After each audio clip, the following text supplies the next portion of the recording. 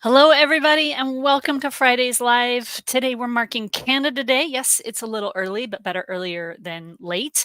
So stick around for all things Canadian family history and a wonderful discussion around the British home children and with our special expert guest. We'll be with you in just a second. Welcome to Find My Past from Home.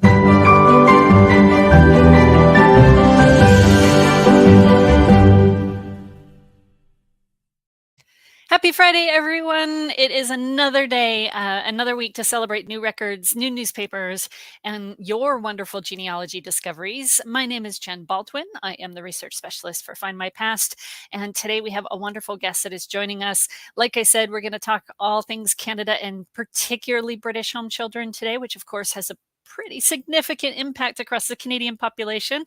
Millions of descendants of these children living and breathing kind of alive and on the planet. What am I trying to say? Alive and well on the planet globally now in today's world. So definitely a topic that we're very passionate about at Find My Past and with our partners, which I'm going to introduce here real quick. So we have today a special guest. Lori Oschefski is joining us again. She is the CEO and founder of Home Children Canada. She is globally recognized for her advocacy and efforts on this particular effort. She is a descendant of a home child. She's coming to us from Canada. She's an author. She has advocated across the Canadian government and parliament. She has been to royal palaces. She's done all sorts of things. And we've had her on before, and we will have her on again, actually, because she is so knowledgeable and so wonderful to share her expertise with us. So please welcome Lori to the chat with us today. Lori, thank you so much for being with us. How are Thank you? you for having me. We're doing great. We've got a sunshiny day finally here in Canada, and so yeah, it's wonderful. Thank you for having me. Yeah, we're so happy to have you with us every time. Actually, I learn so much every time we talk, even if it's just like a 5-minute email. So joining us in the comments, our usual group of friends are with us. It looks like Andrea's here. It's cloudy in Stoke-on-Trent, but Sarah says it's sunny in Wexford. West Yorkshire, it's sunny, it's breezy. Sorry, Kim. Nice to have you with us again. Karen's with us, of course, in North London. Jillian's up in Scotland with sunshine and rain. It's always a fun combo. Kim's here, and Jean is with us, and Lynn in BC, rainy BC. George is in Essex. Rosie's with us. Oh, and Rosie actually starting us off right away saying, just got back from a few days away, but very glad to be here because she has home children in her family tree. So Rosie, thanks for being with us and joining the conversation. Gordon's with us from Alberta. It's nice to see you again, Gordon. Flo is here. Anne is with us also from Ontario. It's really great to see all these Canadians coming into the chat. It's fun. Jenny's in Devon. We also have, for everybody who's been on with us before, Ellie is with us in the comments, so please say hello to Ellie. And I don't know what the weather is in the UK. I was going to say something about that. We always start every session with a weather report. We have to. It's like a law. So it has been blazing hot in Colorado for the last week. Right now, it's not too bad. It's 74 degrees and cloudy, but that is Fahrenheit, of course. Let me get that translated for everybody who doesn't work in Fahrenheit. So 74, it's currently 23 Celsius, but our high this week was a blazing hot 37, which is ridiculous. But thankfully we don't have any humidity out here. So it's dry hot and not wet, which is good. All right. Lots of people saying hello. It's good to see so many familiar faces. Thanks so much. We're going to dive straight into this week's new records, which of course is one of the reasons why Lori is with us.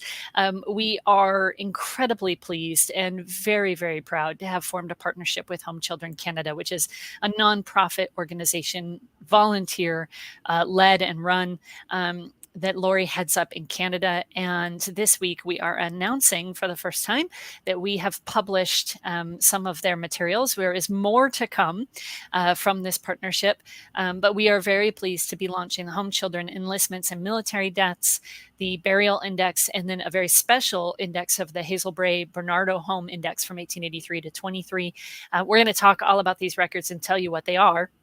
But we're also going to make sure that we mention that these records, along with all of the other home children content that we have published at Findmypast, are available for free on the Findmypast website. They are also available for free, of course, on the Home Children Canada website. So you can use them in either location. And the idea here is to raise awareness, to make sure that this is a piece of history that is shared globally, that is accessible to people globally. So we're very, very proud to partner with Home Children Canada. And I think, Lori, that's a great way to just kind of let you start talking. Can you just give us a little bit about what Home Children Canada is, what your mission is, and how you go about running your organization? Well, Home Children Canada is an organization that I founded in 2012, and in 2022 or 2021, during the COVID, we actually incorporated, and we're now a registered Canadian charity. We're dedicated to the preservation of the history and the legacy of the British home children and raising awareness about their experience. We deal with historical records through research into the home children. I think one of the things that I'm really proud of with Home Children Canada is the work that we have of the various researchers. Our researchers are known around the world for the quality and the dedication and the accuracy of the research that they're doing into the home children. So they spend many volunteer hours, and it's their research that we use as the foundation for the many records that that we now have available on Findmypast. Yeah, I think that's one of the really key things I think that stands out for me so much with your organization is the passion and the dedication of your volunteers. And I'm really glad that you call that out because and like you said, all of these materials, the indexes that we're looking at on the screen, these are all created by volunteers, Right. spending countless hours researching these individuals and their families.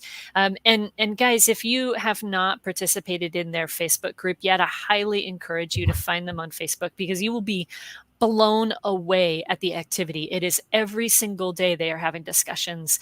They are sharing resources. They are building narratives and stories and profiles of these children. And it's just an incredible, passionate, enthusiastic group. And I know not all of them are biologically connected. They have just kind of found a community that really works for this. And I every time I look at that Facebook group, I'm absolutely just gobsmacked at the time and the energy that's put into it. It's just phenomenal. And it really, to me, it is like the ultimate goal, ultimate ideal of what a genealogy history nonprofit kind of volunteer run group should look like and act like and be like. It's inspiring really to watch their activity. So yeah, if you're on Facebook, please check it out. It's a great group.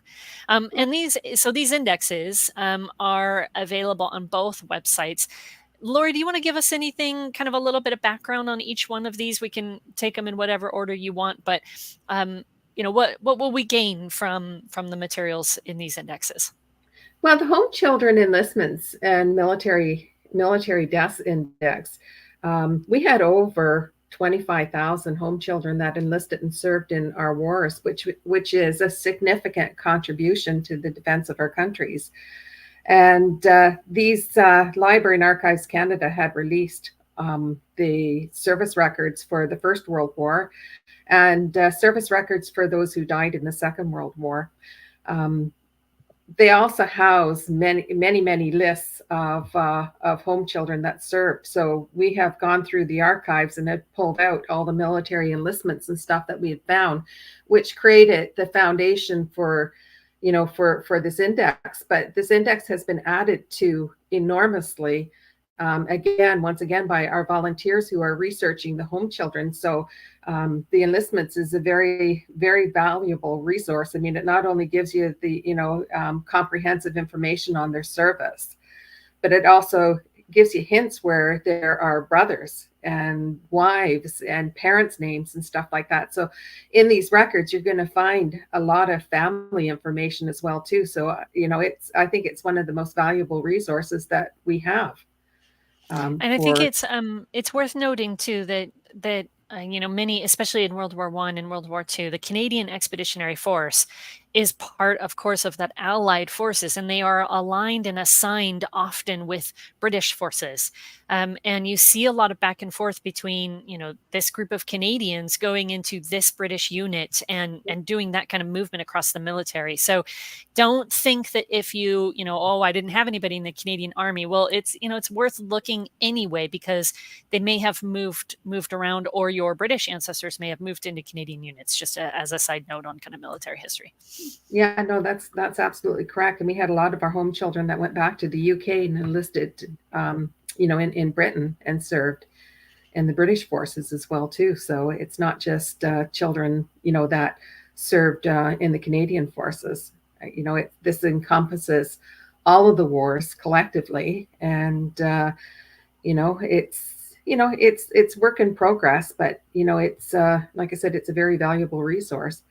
The Home Children Burial Index, and again, we have over 10,000 children burials for home children in this index as well too. It was created a long time ago, and we have Penny May is one of our valuable researchers and volunteers that we have, and she actually runs the burial index, and she's constantly adding burials to this as they're being discovered. And so again, it's another valuable resource, because I think when you're doing family history research, and particularly as my focus is on the home children, I mean, there are things that people want to know, and that's when they died, how old they were when they died, where they're buried, their final resting spots.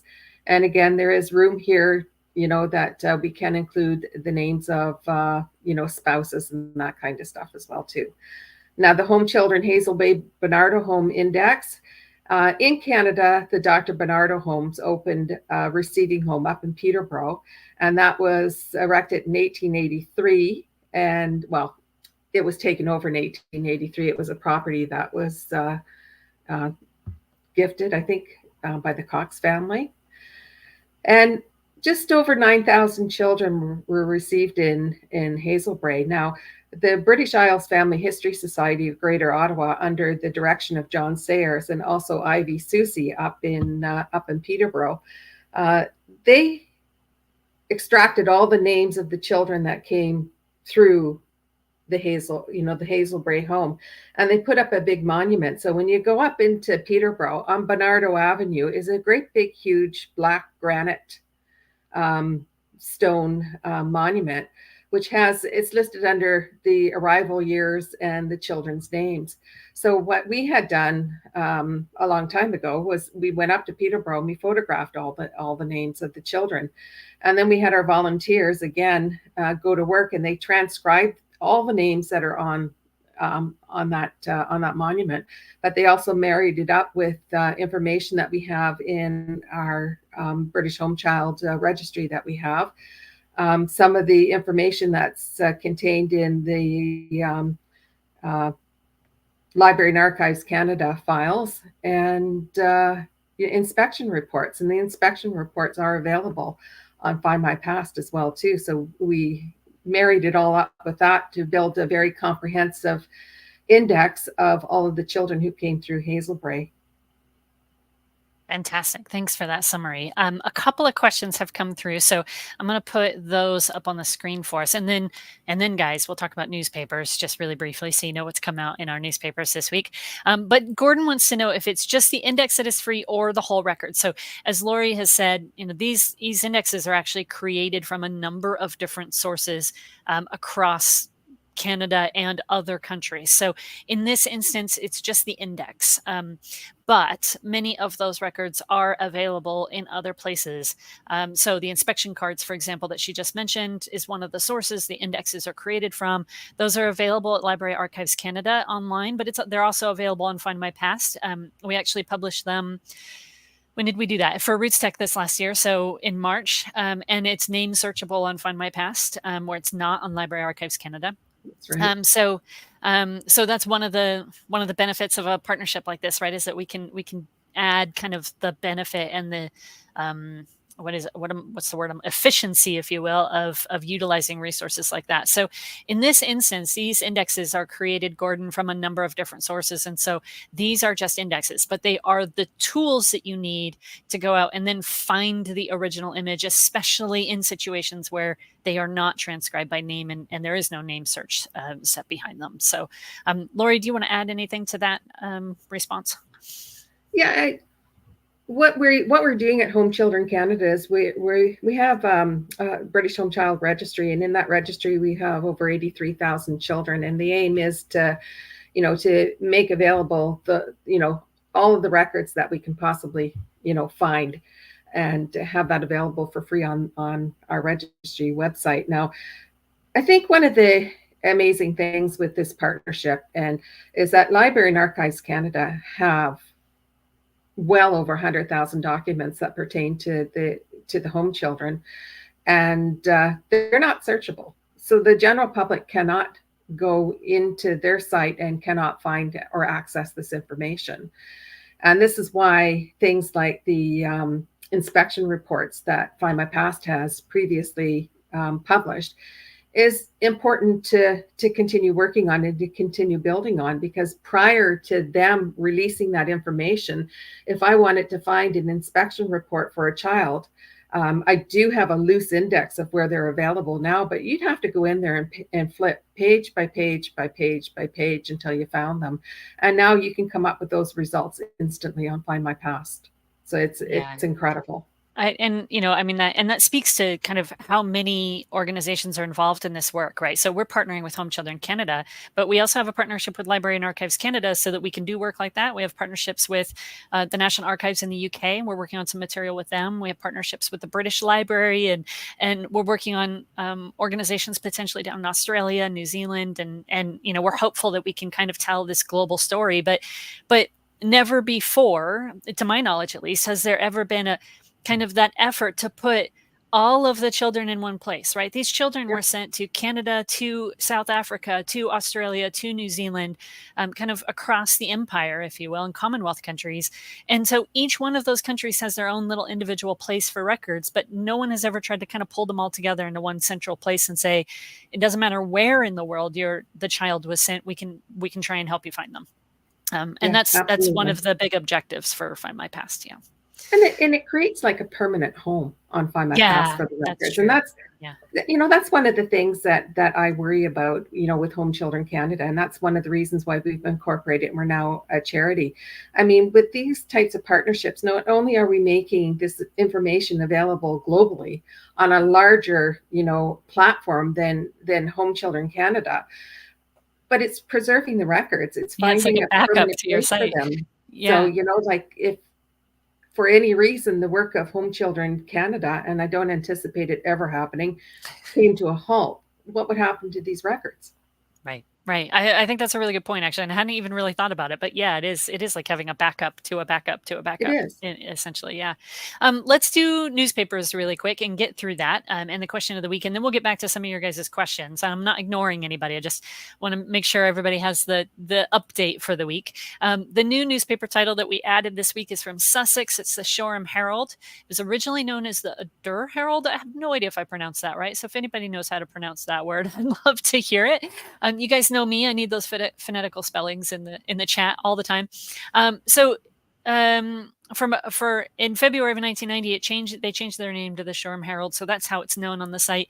And then we have updates to 10 titles across the collection as well, including the Halifax Guardian and the Nelson Leader, the St. Andrews Citizen. So all of those titles got updates this week. You can see all of this information on the British Newspaper Archive and the Findmypast blog. So please do check it out.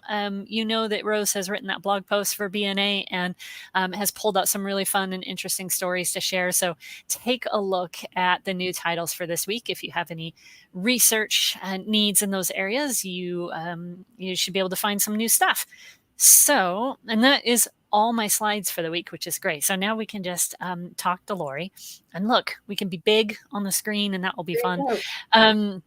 And then we have our question of the week. And because we are talking about home children today, but we are also doing this in recognition of Canada Day, which is July 1st. So celebrations across the country. And we didn't want to be late for that. So our question of the week today is, who is your favorite Canadian ancestor or historical figure? Lori, do you have a favorite? You can think about it. You can tell me you I'm want to gonna think have to about think about it because Okay. you know what? Because there's just so many. There's so many.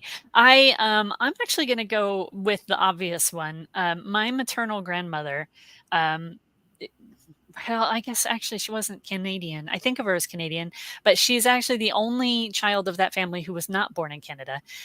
So I'll go with her brother instead, I guess, Leo. He was always a kind of a bit of a father figure to my grandma, and she talked about I never met him, but she talked about him very lovingly. So I'm gonna go with my great uncle, Leo Tober, as my favorite Canadian. Searching From family, I go with my mother, who was a British home child. There you go. There you go. Perfect. And So, as you know, guys, put your responses to the question of the week in the comments. Start it with that QOTW if you can, so we see it easily. And we will get back to some of the questions. So, let's go to Shirley's question because it kind of starts the conversation for us. Although we've already really dived in.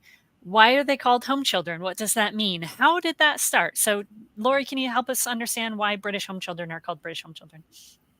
well, they're called home children because essentially they came from British homes, institutions that would house children and workhouses as well too. But that's why they're called home children. And the reason why they're called British home child, I mean, historically they're called home children, but they're called British home child. And that was started in the 1990s by Dr. Perry Snow.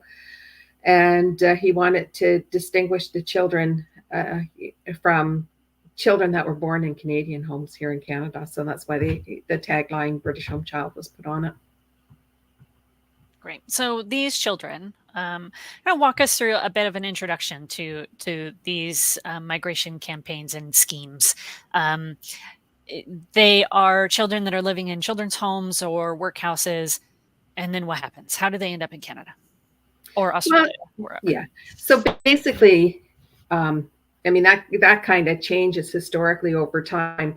But basically, in Victorian England, of course, there was no overcrowding of the city streets and something needed to be done. So, I mean, the choices were very limited in the UK during those years. So you either put your child in one of the workhouses, but then people like Maria Rye and Annie McPherson and Dr. Bernardo and there was some 30 sending organizations that became involved, built institutions in the UK where they could house these children. And, because there was a lot of children in need in the time, and England had a history of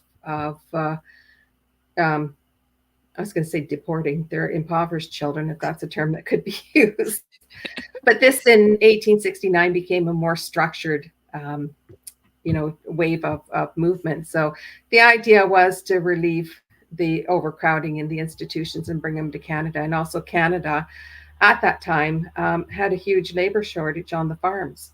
So they became very interested in this movement of children to Canada, essentially to bring them over here and to use them as laborers and domestics to help fill that need.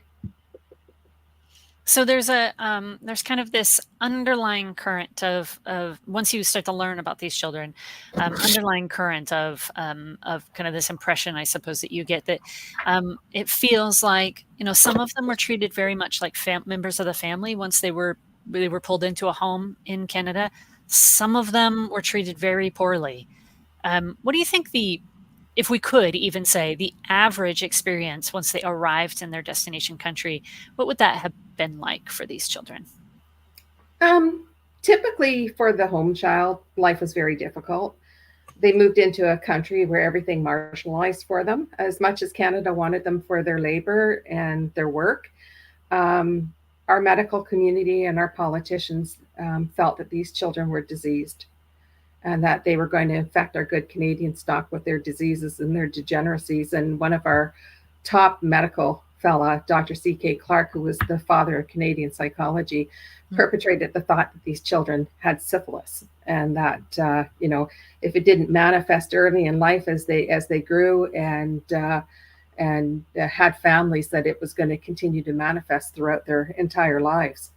Now, every last single home child that got off the boat and came to Canada was tarred with that same brush. So they were all stigmatized. And this stigmatization lasted, it started in the beginning and it lasted until the very end. And in fact, 2012, there was an article that was published in the Toronto Sun here in Canada, and it was taking a swipe at one of the home children as being unruly and had passed his genetic defects down to his British home child's grandson. Wow.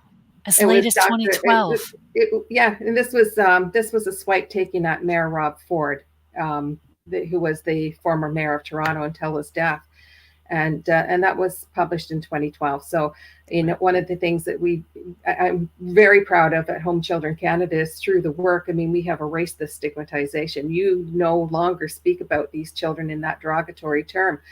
But because of that stigmatization, it caused most of the home children to remain completely silent about their past. And this is why this story isn't really known. I mean, and I think that the silence of the home children is one of the most resounding evidence that we have of the severity of their trauma. So, so then you take the children that had already suffered something in their families. If they came into care, they suffered something, they already had childhood trauma. You put them on a boat, you remove them from their families, because typically home children were not to be reunited with the families. There was no intentions of sending them back to the UK. Some did go back, some didn't, but the intention was never there. But you put them on a ship, you bring them to Canada, you place them in isolation on the farms where they were forced to work long hours, often heavy work beyond their physical capabilities. Many children were made to sleep in unheated attics and barns and fed nothing better than scraps of food. One boy said that he had to steal pig slop in order to ease his hunger. And other children received good homes where they were accepted as family members. My mom was accepted as a family member. She was never made to work on the farm, and she was educated, became a nurse, married, and had a wonderful family. But she was forcibly removed from her parent, who didn't deserve to have her child removed. It wasn't a case of poverty. It was a case that the father deserted the family, and there were no social systems in place. And this was 1924. Actually, it would have been 100 years yesterday that she arrived in Canada, because yesterday was her birthday, and that's when she arrived in Canada. And one of the things that she said to me, she said, I will never get over the pain of not knowing that I had brothers and sisters. She said, that's a pain I'm going to take to my death. Now, and she had a good home. And I had another Aunt Mary that came to Canada. So I have it all in my family tree. And in Canada, she was moved 20 times in 8 years. She was whipped, beaten, raped, and gave birth to a stillborn baby at the age of 14. Oh. I've got pages and pages and pages from the Bernardo offices on the abuse that she suffered here in Canada. And not once did anybody step in to stop that abuse, or to, maybe send her back to England where she wasn't going to be exposed to that kind of stuff. So every child that came, despite, no matter what their outcome was open to abuse and neglect. And, it was just, down to luck whether you got a good home or whether you didn't. Now, in standards, they say that 75% of the children that came to Canada suffered neglect and abuse. So it was a high percentage, and yet, a blind eye was turned by our Canadian government, and these programs were allowed to continue for years and decades. So that, it's really powerful testimony. And I'm just sitting here trying to take all of that in, actually. The silence that you speak of, their silence as survivors, as victims, as participants in this movement, that you're right. I think that speaks really loudly. Like, that silence is overbearingly loud in its power. And the fact that they kind of arrived with that stigma in place, and then were mistreated in so many tragic ways. It really, to me, it just makes me go, I just want to do more. I feel such a, I don't know, it's not a, it's a responsibility, I suppose, Yeah. to tell Uh, the stories of people, no matter what their lot in life, right? No matter what situation. And I think it's one of the reasons why I like the work that I do so much, because I get to tell stories like this, and I get to help contribute to kind of opening this viewpoint of what history really was, and what really happened, right? Victorian England was not this lovely, wonderful place that we see in the movies. And the vast majority of people did not have that experience. And it's important that we tell these really tragic and really sad stories, so that we can all be better. yeah. Well, and you've got that one, because I'm dedicated the rest of my life to working with the home children and to telling these stories. And I mean, we wonder why we're opening this can of worms. We're wondering why we're telling families this, this horrific information. I mean, my Aunt Mary's records were so bad, I actually struggled to tell the family. I can't even imagine what that And would have been like. and Yeah. even my mother, what went on in her background and stuff. And she didn't say anything till she was 86. Now I'll get to the point here, because I know I'm kind of You're rambling a okay. bit. You're fine. Okay. Well, she didn't say anything until she was 86. So had she died prior to that, we would have never have discovered this background. But Yeah. I mean, at some point I sat there and I'm thinking, like, why am I telling her this? And I sat my mom down and I said, some of the details in the past are not good. And I'm struggling. And I said, how much of this do you really want to know? Yeah. And she looked at me and she said, I want to know everything. My mom was a very distant person. She wasn't a very kind person growing up. And I'm not saying this to disrespect my mother. I'm saying it because this is a very common story when, first and second generation people have been raised by home children, because they weren't, well, my mom was, but for the vast majority, they weren't raised in loving homes. They weren't, Right. taught life skills and that kind of stuff. But when it came to their own families, they really didn't know how to cope. My mom, different kind of scenario. So she's not really your typical story. But to find out bits and pieces of this, when she was about a teenager, spiraled her down into a place where she couldn't process it, and with no help available or anything like that, she shoved it way down inside, and it became evident in her behavior throughout our lives. And so it was a very difficult childhood growing up with her. When I started bringing this information to her and I started telling her the past, what I saw in my mom was a healing take place. It was like somebody took that chip that had been on her shoulder all her life and knocked it off. It brought understanding, it brought closure, and it gave her the ability to move on. And in the last 10 years of my mother's life, I had a mother that I totally respected, because I totally understood where she was coming from then. Okay. Yeah. So all of that stuff that went on in the background is all forgotten, forgiven. I mean, I do talk about it because I think we need to share those stories.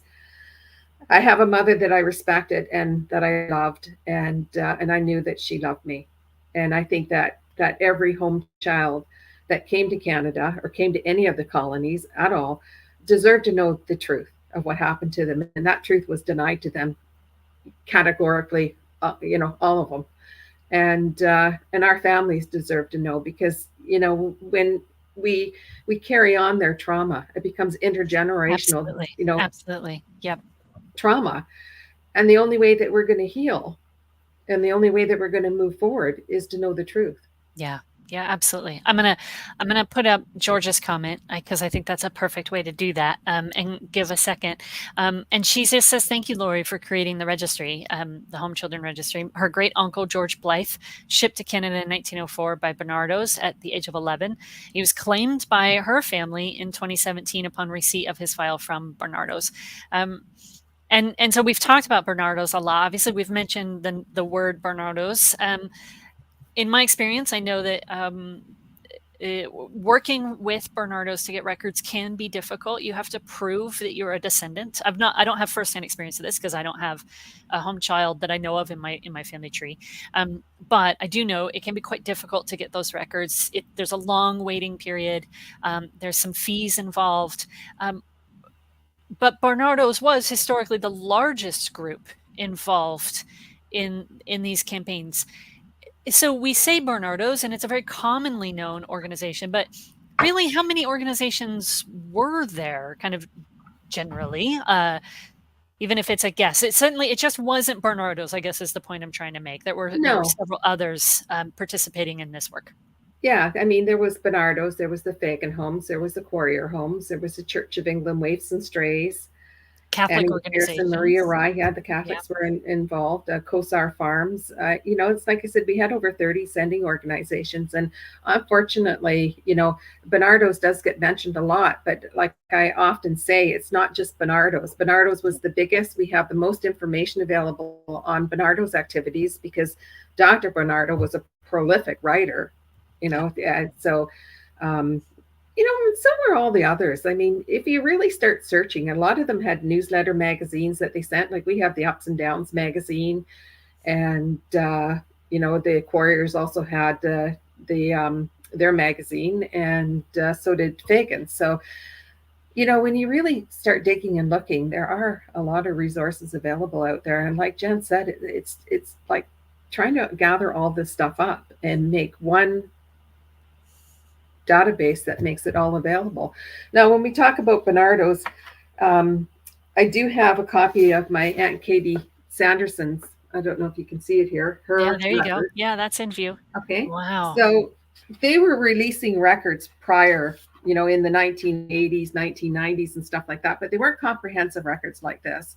So if you've got your information from Bernardos and there's a typewritten letter, there's going to be more information available, and they quite often come with the pictures. Now, they're the only sending organizations that preserve their pictures. A lot of them, I know Maria Rye took well over 500 pictures, but where those pictures are, I have no idea. Like, they weren't preserved and they weren't kept.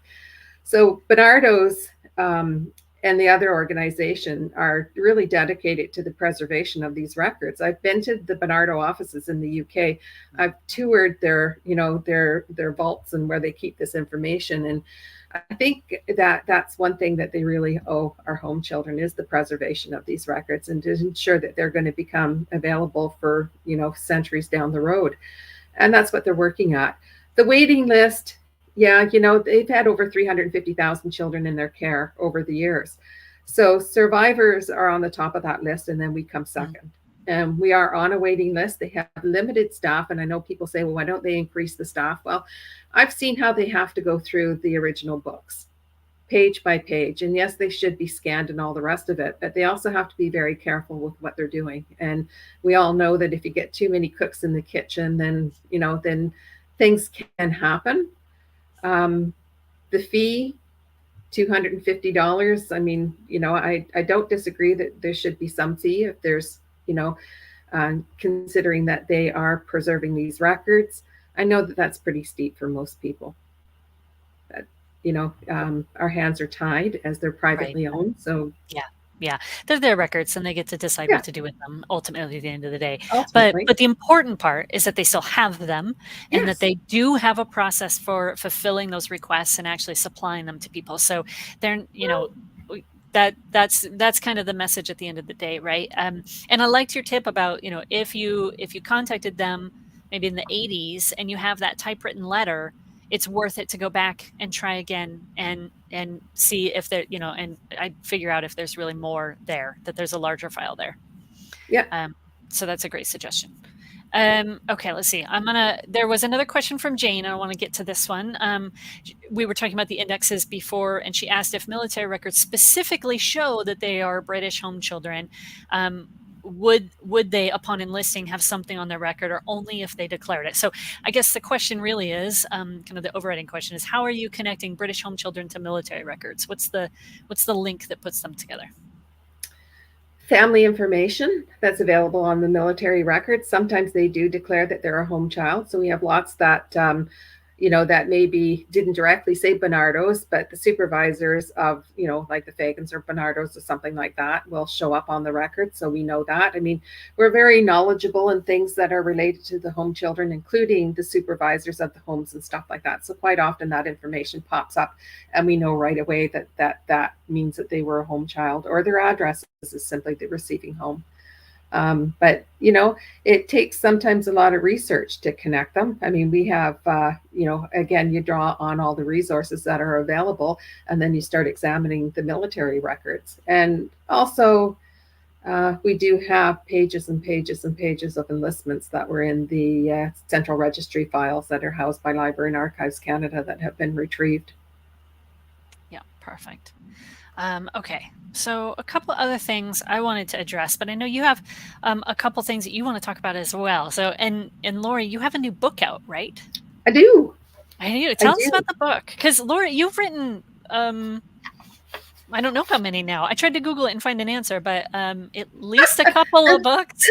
I don't know. This is the third one and possibly the last. Oh. Don't stop. Yeah, I know. I don't know. We'll see what happens. But this is the most comprehensive book that I've written. That's strictly based on the home children, and it's based on the central registry files, basically. So, and again, I've spent years combing through those files and picking out bits and learning lots about the home children's experience and stuff like that. So the book is called Orphans of the Living, and that's the screenshot of the cover of the book. And it's going to be available in August. And so it addresses the British Home Children Program from 1869. And we go right through to 1939. And we also have a special section that was written by Patricia Skidmore. Most people will be familiar with that name, and she's the president of Fairbridge Canada. So they actually didn't stop sending children here to Canada until 1949. So a lot of the kids went out to the Vancouver Island after the Second World War. But the focus of the book is on the role of the government of Canada in controversial child migration. So, it's going to be an eye opener, and I think that a lot of our historical books have been written. We've got some really, really valuable books that have been historically written. So I'm not trying to really regurgitate all that information. I'm looking for newer stuff and more updated information. So I think this is going to be one of the most valuable resources for most current information available on the home children. So I'm really proud of the book. I will say I can't wait to get my hands on it. I'll be watching for it to come out in August for sure. I've been working on learning about this for the last couple of years, and just kind of reading everything I can really get my hands on. But this is the one that I keep going back to Lori and saying, what about this? What about this? Tell me about this particular situation. And she is just so full of information, and you're so generous with your time, because this book is based on all the research that I've done since 2007. All the all the stuff that I really feel that people need to know about these programs. Yeah. So I think it's going to be a very valuable research. And I just want to mention too that it's going to be available on Amazon. Perfect. I was going to ask. Canada, United States, Australia, England, Scotland. Great. I'm going to mail my copy to you. I'm going to ask you to sign it and mail back to me. Well, how about I just mail you a signed copy? Okay, that's fine. I actually just got a book signed the last time I was in London too by another historian, and it really made me happy. So now I'm going to do that. It's going to be my thing. Okay, so I think there's a couple of things that I think are important for our audience, and things that I really want to get across too in today's discussion. Right, we're talking about Canada a lot, but the vast majority of our audience and the people that watch these live streams are sitting in the UK. So the big question that I think I get asked the most often is, what can I do? I've never heard of this before. I've never discovered any of my family that has gone to Canada. How can I contribute? So I'm gonna answer that question first, and then Lori, I'd love to have your thoughts on that as well. And I think for me, what it comes down to is kind of that community spirit, right, that we've built at Findmypast, and that the Home Children Canada organization has built amongst their volunteers. It really is about sharing information. So And we can do that in a couple of different ways. We can volunteer our time to help research. So if you join the Facebook group that we mentioned earlier, they're always looking for people to kind of dive in and help support. But you can also volunteer and research kind of on your own. And one of the ways that you would do that, maybe as a suggestion, is to just set aside a couple of hours, maybe this weekend or on Canada Day itself, which is July 1st, and actually, just grab someone from one of these indexes and take a look at them and look at them in the registry on the Home Children Canada website and see what's known about them. Try to find someone that doesn't have very much information and just see if you can pull something together. Maybe create a tree on Findmypast so that other researchers can find them through that tree network, and send that information into the Facebook group and have their team kind of go, yeah, okay, you're on the right track, or oh yeah, I can add to that. I've done a couple of posts just with like newspaper clippings that I come across, and they constantly add in comments about, oh yeah, this is really interesting. Make sure you're reading this. Look at this blog post. Sending links to each other back and forth, sending records. So that would be my suggestion. If you want to contribute to this story at all, just dive in, right? Take set aside 2 hours, just 2 hours of your life, and just do something, right? And try to find something, right? Maybe you know more about a particular county or a community than the research team does over in Canada. Or maybe you have access to a local history society or a museum or some archive on the ground in the UK that you can go and visit on behalf of this organization and just participate in some capacity, right? Even if it's not your family. I research people who are not related to me every single day. It's a lot of fun, you guys. Do it, and it's good practice, and it ups your skills, and you're contributing to this incredible community of researchers that, as we said, their stories need to be told, and they deserve to be told. And this is a way that all of us can kind of jump in and contribute. Lori, what would you say to someone who just kind of randomly pops up and says, hey, I want to help somehow? What would your comment be? There are so many resources available in the UK that we haven't even began to tap into, that we have no idea exists. So if you belong to a historical society or to these archives, ask questions. The more information that we can find, the better off. For an example, I did the Antique Roadshow in December, and shortly after the Antique Roadshow, I got contacted by an archive in Tunbridge Wells that has hundreds and hundreds of antique magic lantern slides that relate to the Fagan homes, and the children that came to Canada through Fagans. We had no idea that this archive existed, none at all. And they've been working on categorizing the different slides and stuff. So we're going to be working with this archive to help bring this collection, to Canada. And I'm hoping that Findmypast would also be interested in collaborating here. So it's very important that we reach out to the archives and stuff like that. In your own personal family, I kind of echo what Jen has just said. Start with if you're looking at your own family, start with family stories and records. If you're, go to Findmypast, start building your family tree. And, if you have suspicious stories or a missing family member that, you can't find anything on, and they seem to have disappeared. That's one of the primary things that we find, that they do have these families that have just, family members that have just disappeared. I actually was working on 2 girls that came with Maria Rye. And one of the things that I do is I gather information, and then I go to Findmypast and that kind of stuff to try to connect with the families. And I was able to connect with their family tree, and I was able to send them some information. And they had a lot of information on the girls, but they had no idea that they had done some time in Canada. So that's one of the reasons why I just love this partnership with Findmypast, is because through these records and being on here, they're going to be able now to start accessing records to show that they, maybe they had a family member. They knew they knew who they married. They knew where they died. They've sent me all that information, but they had no idea that for 2 or 3 years, they were in Canada here as home children and what happened here in Canada. So, it's going to be a fabulous resource. Use the resources like we've just said from Findmypast and Home Children Canada and the Library and Archives Canada. service records, we've already touched on that, and records of the sending organization. So we've touched on all of those aspects of best ways to go about researching your home children. Yeah, the other thing I think that pops into my brain, so a couple things actually, I guess, from your comments just now. The other resource I think that is really important that I don't want to not mention is newspaper content. Right. Yeah. And newspapers in both countries, right? The newspapers in Canada are really important, but also the newspapers in the UK. And of course, you know, Find My Past has an extensive newspaper collection we're really, really proud of and we talk about all the time. But when you go onto the newspaper collection on Find My Past and you search for the word Barnardo's or Maria Rye, you will get hundreds, if not thousands, of results back.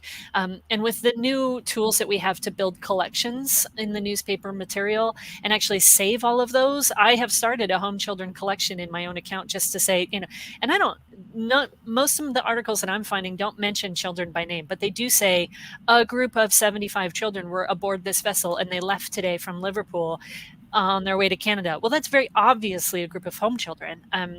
And so you kind of start to kind of pick up on those themes, and the more resources we can share like that, the better off everybody is. Like, and that ultimately is what this is all about. This collaboration is all about, right? It's just information sharing. The other part. Oh, sorry. Go ahead. No, continue. I was going to say the second thing that you made me think of was, you know, I think there's a lot of people who question why nonprofits partner with corporate entities sometimes, right?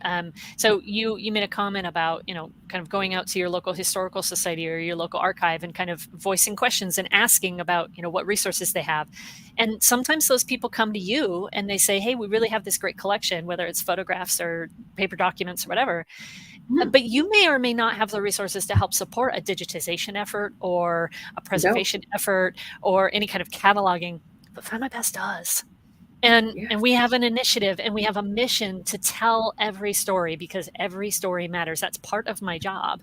And so it's really amazing to me when I get an email from you saying, hey, this archive might have something. Do you want to reach out to them? And can we find a way to all work together? And that's what this is really all about. It's just being able to share resources, whether it's people or money or whatever, and we actually bring all of that into one mutual pot so that this work is done for, you know, forever, right? So that it will last and last for a long time.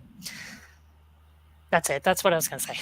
No, and you know, and you've mirrored my thoughts exactly on that, and that's exactly why we have this partnership going, because, you know, we can do what we can do, and you know, and there are transcription software available on a small scale. Yeah. But we don't have the ability to transcribe, like, you know, when we're looking at over 100,000 documents. I mean, that's been, you know, it's going to take Find My Past and a partnership like this that's going to get that information. There's so much information about the home children that's just kind of sitting there, that's not being utilized. It's not being shared. I mean, our volunteers do the page flipping thing to help out families and stuff like that, but we need that information out there. Yeah, we need it sent to the families. You know, we need it accessible. So, and as newspapers are concerned, I was also going to mention too with the newspapers that searching the UK newspapers is one of the most valuable things that I do. I'm constantly searching those newspapers. Barnardo's doesn't necessarily name a lot of the children by name when you're in the newspapers. But if you're searching a Middlemore child, now Middlemore was one of the organizations that I feel really used the programs properly. And they brought children to Canada that had suffered great traumas in their life before. I just did a research on one of the Middlemore children, and he was severely beaten by his father. Wow. It had the younger brother involved in all of that. And when he was done beating him, he took him and stuck his head in a fire pit, burned him in the head, which is horrible. But they took him in and took him away from that environment. And they brought him here to Canada, and he went on to build a highly successful life for himself. And he contributed greatly to the society in which he lived in Canada. So to be able, and his story is told in my new book, But to be able to come from that kind of a background, to be given the opportunity to come to Canada and, and to be able to create a much, much better life for himself. I mean, that is what these programs should have been all about. Yeah. And had they stuck to this kind of thing like Middlemore did, we wouldn't have such harsh feelings about it. But Right. it's all the other kind of stuff that that went on, that, I mean, that wasn't the normal story, and it should have been. But the Middlemore homes kind of stuck to that kind of a scenario. So if you're in the Findmypast UK newspapers, search for Middlemore, search for your family name, because these names are given. Wow. That's how I didn't know that actually know. about Middlemore. So that's I literally, you started telling the story and I opened a new tab and started searching for Middlemore in the newspapers. Just literally cannot help myself, but I should really focus on what I'm doing. Yeah, I have found, and our researchers have found so many stories about Middlemore children just by searching the UK newspapers. So extremely valuable resource. Well, I'm very pleased to hear that, and I will definitely pass that along.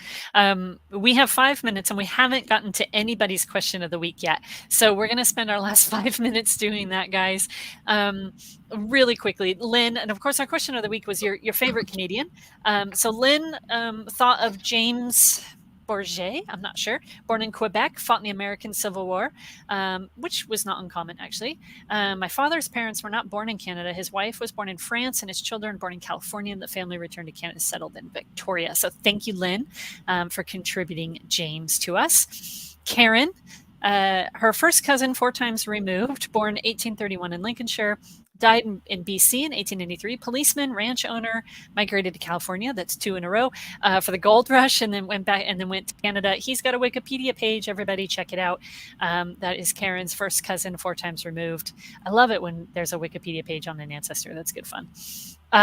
Jane, this is long, so I get cut off. My face is not seen anymore. My great-grandmother's half-brother, she's not sure, sent from an industrial school in 1891 at the age of 15. Been sent there at age of 10 for persistent truancy. Had help from the local records office to find his school admission records and replies to letters once he was in Canada, but the trail goes cold in 1901. Letter not called for. Oh, that's sad. Obviously remembered him as she called him great uncle, called my great uncle after him. Oh, okay, so that she named a baby after him. Got it. But we had no knowledge until I started looking at her family history. Well, Jane, thank you for keeping up the story and telling that story. I think that's a good one. Andrew contributes Jacob Fenton, who fought in the American War of Independence. That's called the Revolution, Andrew. Just kidding. On the British side, was granted 200 acres in Nova Scotia. His son was part of the Sable Island Life-Saving Establishment. I forgot about that, actually. I have an ancestor who fought with the Loyalists as well and ended up in Canada during the Revolution. So, I don't know. I think my great-uncle is still my favorite Canadian, though. Rosie saying, Flora Adeline Copus, my great-grandmother's sister, was born 150 years ago tomorrow.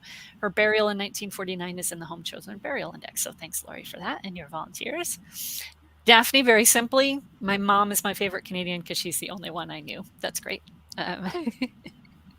Let's see. Kim contributes Thomas Beamish Aikens, a Canadian lawyer, historian, archivist, and author. Nova Scotia's first commissioner of public records, also a member of the Literary and Historical Society of Quebec. It sounds like an interesting fellow. I think you're right. Kim. He does sound like an interesting fellow. No one has mentioned Saskatchewan yet, which is my favorite province, just because when I was in elementary school, we had to do a report on Canadian provinces, and that's the one I picked, and I learned how to spell it. And I was very proud of myself when I was in 3rd grade because I could spell Saskatchewan and no one else could. So I got to give Saskatchewan a shout out. All right. And then let's see. Rosie also commented that her home children's sister, my home children's sister in England, contacted Barnardo's to ask for contact with the 2 girls in Canada. The content of the letter and replies in newspapers on Findmypast. So wow, so they actually printed the letter and the reply. That's kind of cool. Right. Oh. Well, good luck with that, Rosie. That's interesting. Yeah. Send it to us, Rosie. Yeah. Right. Yeah. That's another one we need to see. Yeah. Let's see. So I think that was most. Gordon His wife's 3 times great-grandfather came over as a servant, in quotes, for Slade's Fish Company, a pool. Servant was really they were indentured. Okay. They fished off Labrador and Newfoundland, and they had to buy supplies from the fishery company, could rarely get out of debt. He actually managed to become independent after several years, which is quite an achievement, actually, for an indentured servant. And there are stories of him working with a man called Holloway who became independent. Many of the early families to Labrador just disappeared in history. I have another ancestor who, actually a more direct ancestor, that immigrated from Birmingham, and I think with the British Army. So I think he was one of those guys that served in the Army, and then instead of getting a financial pension, he got land in Canada. And so he comes to Canada, and then he ends up selling that land and cashing out, essentially.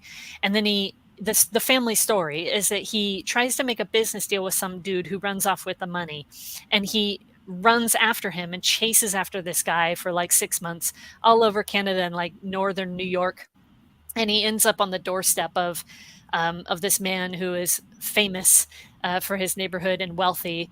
And he ends up getting a job with this guy making shoes. And then he falls in love with Sir's daughter, and they get married. And that ends up being my second great-grandparents. That's the story. I don't know if any of it's true. I'm working on it, but it is a slow process. All right, Lori, I think that just about sums up our time together actually today. Anything you want to leave us with today, and any thoughts that we haven't touched on yet that you feel like are really important? No, I think that we have covered a lot of ground today. If anyone thinks, or they, or they know that they have a home child in their family, I mean, reach out to us. Use the resources on Findmypast, and come to Home Children Canada, and come to our fabulous group that we have, because one of the I think one of the great things that we do is reunite missing families. And one of the things that we had one of our members had come to the group, and he'd been watching us for a while, and his father was a home child, separated from his brother forever, put the information in, and our researchers found the family, and we're talking to them in 23 minutes. Oh my gosh.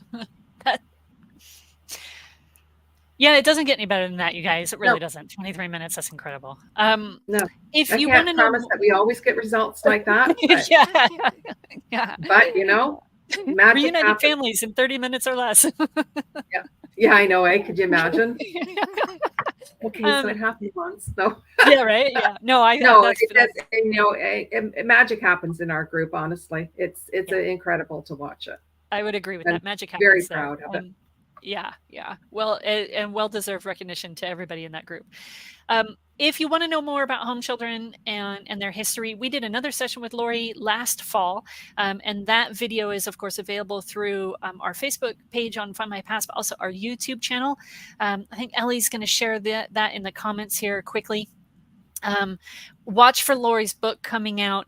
We will probably have Lori back on. We haven't talked about it yet, but every year there is in September Home Children Day, which is recognized in many countries that were impacted by these movements. And so we will probably be talking to her again. So watch for that to come up as well. Ellie has shared the link to the video we did last time. So creating a little bit of a library on home children content with Lori, which is just really excellent. So it's exactly what we want to be doing. Next week, guys, Ellie is going to be on as host next week, and she's going to have a special guest or two, maybe. That's a bit of a tease, celebrating our brand new crime podcast, which is exciting, obviously, to me, because I'm one of the hosts of this podcast, and it's so fun to watch it all come out and have people listening to it and stuff. So if you enjoy true crime or you enjoy historical newspaper research, please take a listen to our podcast. And next week, Ellie will be on with a guest or two to talk about that. I will be on holiday because it's not just Canada Day next week. It's also the 4th of July. So I'm going to take a little time off. You can listen to the podcast on wherever you get your podcasts. Ellie's just shared the link to our landing page. It's It's called Was Justice Served? We also have a landing page and some content, written content on the Home Children program as well.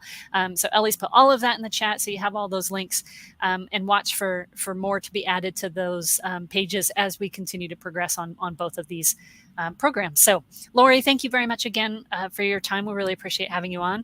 Hope everybody... Yeah, it's our pleasure. Absolutely. I learn something new every time, which is fantastic. Everybody that has been watching, thank you all very much for watching and for tuning in. We love you. Have a great weekend. Get some research done. Enjoy the summer weather if you have it. And we will see you next week.